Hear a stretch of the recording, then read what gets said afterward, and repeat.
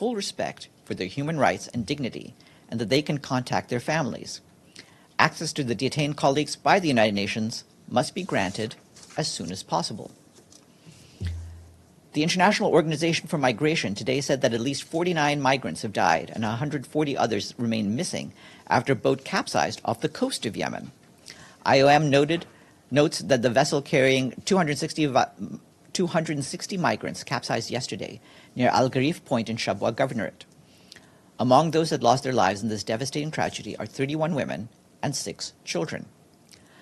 The International Organization for Migration said that search and rescue operations are ongoing despite significant challenges due to a shortage of operational patrol boats, a situation further complicated by the recent conflict. IOM has mobilized 2 mobile medical teams to provide immediate assistance to the survivors. Turning to Sudan and the escalating violence in El Fasher in North Darfur State, our colleagues at UNICEF have received harrowing reports that at least 6 children have been killed and many more injured in the city since the 7th of June. Thousands of children, including those living in large displacement camps, are trapped in the middle of the increased fighting and are not able to reach safety. UNICEF urges all parties to immediately de-escalate the situation, allow the safe and voluntary movement of civilians, and ensure the protection of civilians, including children and women and civilian objects. Our humanitarian colleagues warn that the ongoing clashes in and around El Fasher are taking a grim toll on humanitarian workers and operations. Yesterday, an aid worker for the NGO Relief International in Darfur died due to complications from a bullet wound sustained on the 1st of June. The staff member was shot while returning to the Zamzam displacement camp after transporting a patient to El Fasher Maternity Hospital.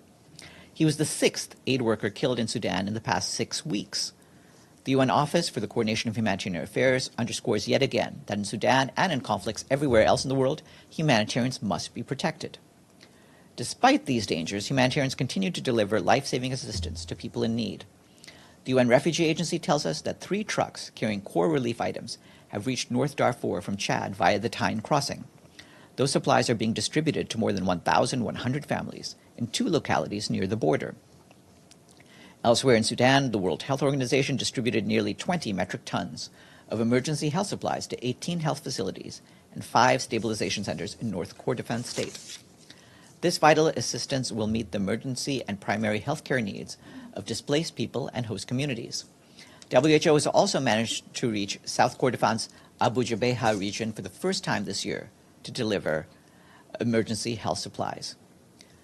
Meanwhile, I'd like to point out that as of today, this year's humanitarian appeal for Sudan is just 16% funded, with less than $441 million received of the $2.7 billion required. Turning to Abyei, our peacekeeping colleagues report that as part of their efforts to strengthen security and enhance the protection of civilians in the southern part of Abyei, the UN Interim Security Force for Abyei, or UNISFA, has completed the establishment of a year-round base in Rumamir. The camp will enable the mission to maintain a continuous presence in the area with the goal of enhancing security for the local community. Rumamir has faced attacks in the past, but impassable roads during the rainy season has previously limited operations to the dry season. The area is along the eastern migration corridor accessed by cattle rustlers. The presence of peacekeepers, because of this base, will enhance the mission's ability to address security challenges, including making efforts to deter activities by armed people in the area. From the Democratic Republic of the Congo, the humanitarian coordinator there, Bruno Lemaki, is concerned about the persistence of violence and the alarming deterioration of the humanitarian situation in the east of the country. In a statement issued yesterday, Mr. Lemaki condemned the deadly attacks by non-state armed groups which have targeted civilians in the territory of Beni, in North Kivu province, killing at least 41 civilians on June 7th, according to the national authorities. This brings the death toll to at least 57 since June 3rd. Still in the east, violence targeting civilians also continues in Ituri province, with an average of 100 people killed monthly between January and May by armed groups in the Jugu, Irumu, and Mombasa territories. Over the past 2 weeks, the violence in the east of the country has forced more than 67,000 people to flee to safer areas in Beni and North Kivu. Our partners have deployed teams to assess needs. Mr. Lemaki called on all armed groups and their supporters to respect their obligations under international humanitarian law and human rights, to protect civilians, ensure unhindered humanitarian access, and enable humanitarian operations. Between January and April, more than 900,000 newly displaced people were registered in Ituri, North Kivu, and South Kivu provinces, bringing the total number of displaced people in the Eastern DRC to more than 7.3 million. The 2024 Humanitarian Response Plan for DRC is currently less than a quarter funded, with $590 million received of the $2.6 billion requested. Despite these constraints, more than 3.5 million people in the Congo received humanitarian assistance between January and April of this year. From Haiti, our humanitarian colleagues tell us that the volatile situation there continues to displace thousands of people across the country. According to the International Organization for Migration, between March and June this year, the number of people displaced across the country increased by 60%, from 362,000 to more than 578,000 people. The West Department, which includes the capital, Port-au-Prince, accounts for more than a third of all displaced people. More than half of all people uprooted from their homes are children. In the past months, people have continued to flee Port-au-Prince towards the provinces, increasing the humanitarian burden for already vulnerable communities. The UN and our partners continue to support people in the capital and across the country. Last week, the World Food Programme distributed more than 43,000 hot meals to nearly 13,500 people displaced in 9 sites in the metropolitan area of Port-au-Prince. Since March, as you heard last week, WFP has provided more than 1 million hot meals. On June 7th, a cargo flight operated by WFP landed in the northern city of Cap-Haitien, carrying more than 11 metric tons of products for water, hygiene, and sanitation activities, as well as educational materials for our partner, Save the Children. The Pan American Health Organization and World Health Organization continue to support healthcare in Haiti, recently distributing nearly 4 tons of medicine and supplies to health centers in the Port-au-Prince area. This afternoon at 3 p.m., the Security Council will hold a meeting on Syria. The High Representative for Disarmament Affairs, Izumi Nakamitsu, is expected to brief Council members. UNICEF, the UN Children's Fund, today released new estimates that say nearly 400 million children under 5 years of age regularly endure psychological aggression or physical punishment at home. Of them, around 330 million are punished by physical means. The findings also emphasize the crucial role of play in children's development and the mental health of children, parents, and caregivers in response to data that highlights the prevalence of inadequate caregiving, including stimulation and interaction at home. The data also shows that around 1 in 5 children aged 2 to 4 years do not play with their caregivers at home, while roughly 1 in 8 under age 5 do not have toys or playthings at home. You can find more online. And incidentally, today is the International Day of Play and is being observed for the first time. The day creates a unifying moment at global, national, local levels to elevate the importance of play. It signals a call for policies, training, and funding to get play integrated into education and community settings worldwide. And last, thanks to our friends in a high-altitude, landlocked member state in Africa, we've reached a lofty 114 fully paid-up member states. Any guesses which nation it could be? What? Lesotho is right. Anade, you win. Yes, that would be Lesotho, which is surrounded by South Africa. So we thank our comrades in Maseru, and we give the first question, if any, to Anade. Thank you, Farhan.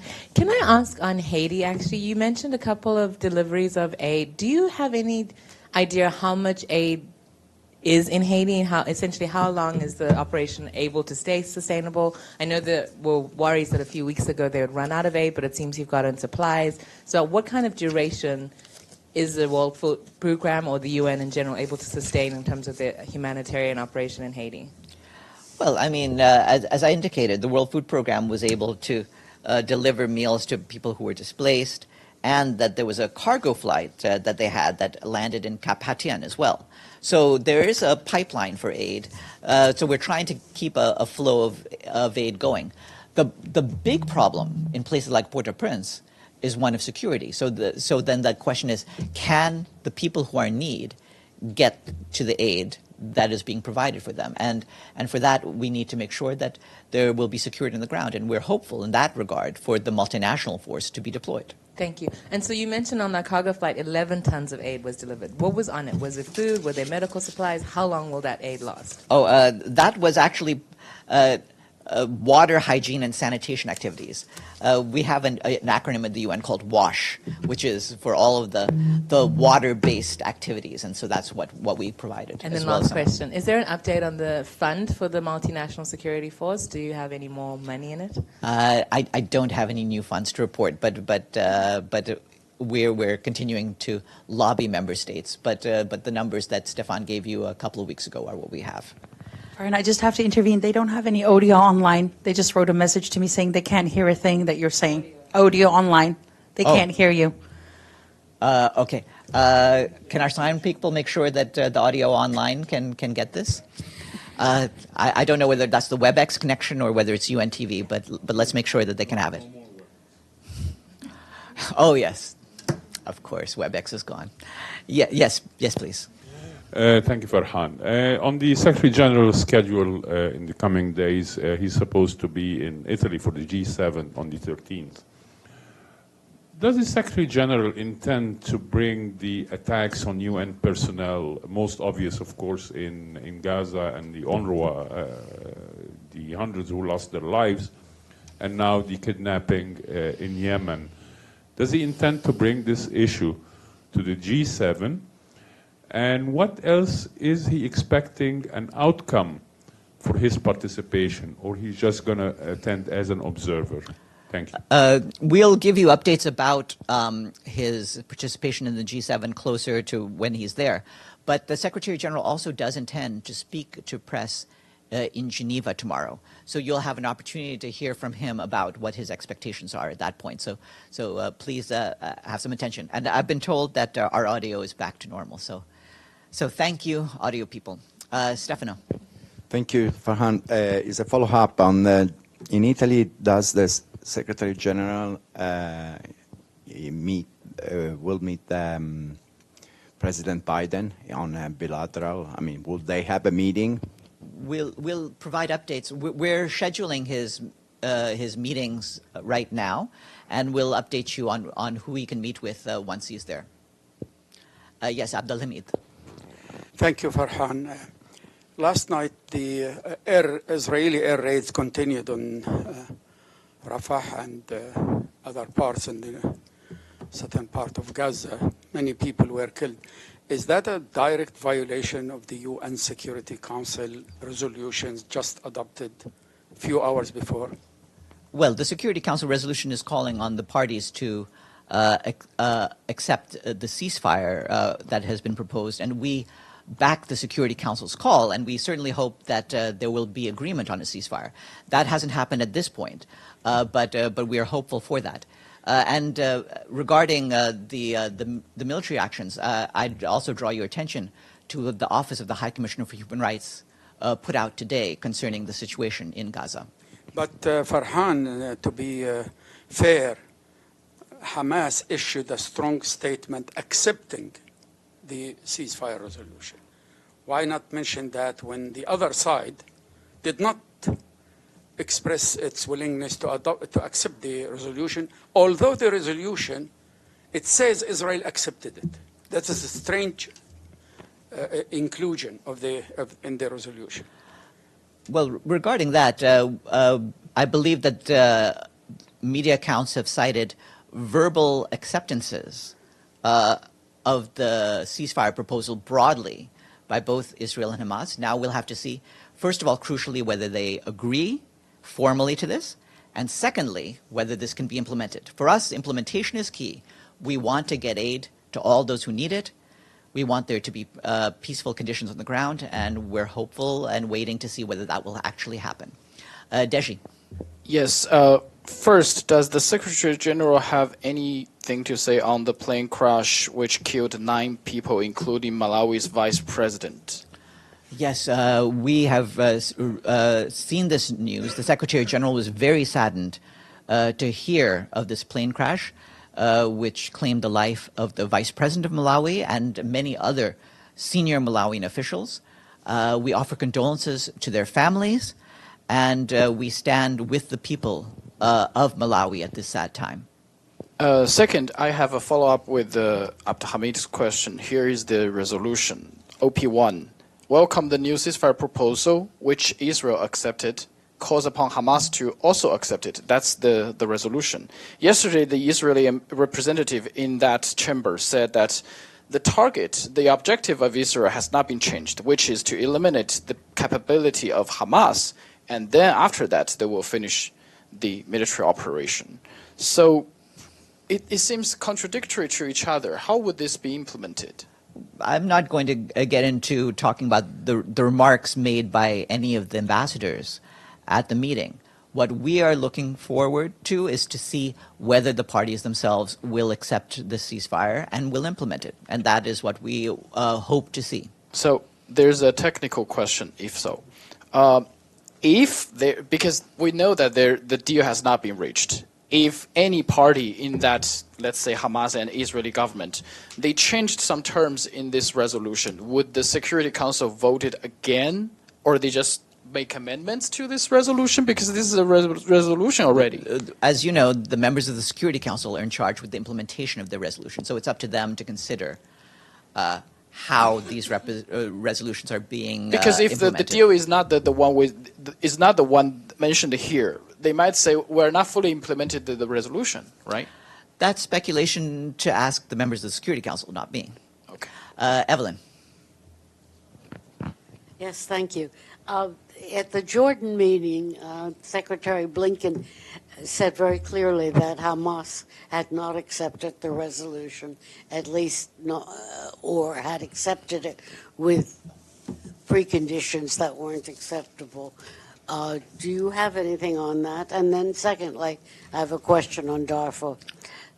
Well, on that, my position is what I've just said, that we're looking to see whether both sides accept this resolution formally and implement it. What's your question on Darfur? And then Sinan. Yeah, well, when I visited with the Security Council in 2003, there was a very large displacement camp.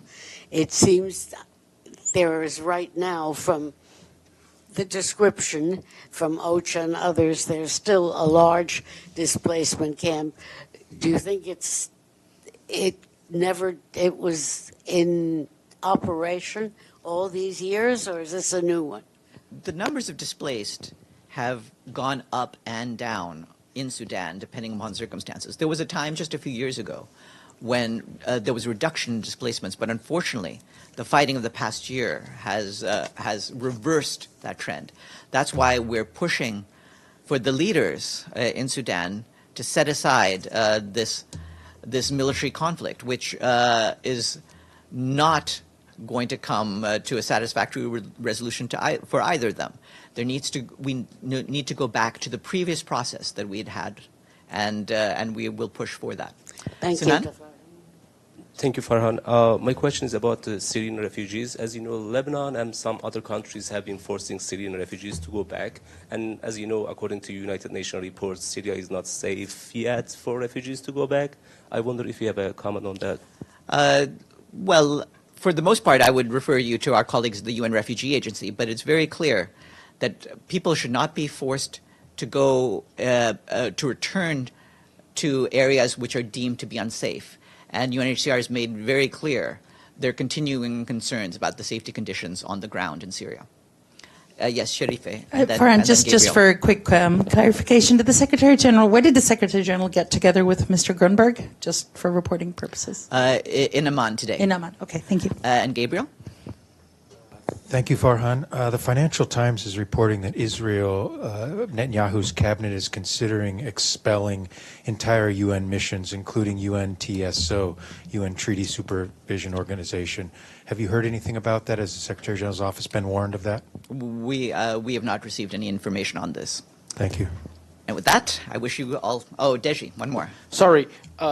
Any update on the floating dock operation from the BFP? At this stage, it continues. We do not have any presence active at the floating dock. The World Food Programme has decided to temporarily pause operations at the floating dock until a thorough UN assessment of the security situation is conducted to ensure the safety of our staff. So this assessment has not been concluded yet? No, it's ongoing. Do you have a timetable now? Because yesterday we asked Stefan that. There's never any point in asking us for a timetable. Okay. Ever. Okay, yes. Thank you, Abdul Hamid. Farhan. I might miss that. Did you give any briefing on the advisory meeting of UNRWA in Amman, Jordan? No, I believe Mr. Lazzarini has put out a tweet about his activities in Amman, so I would just refer you to what he said. Okay, Have a good afternoon, everyone.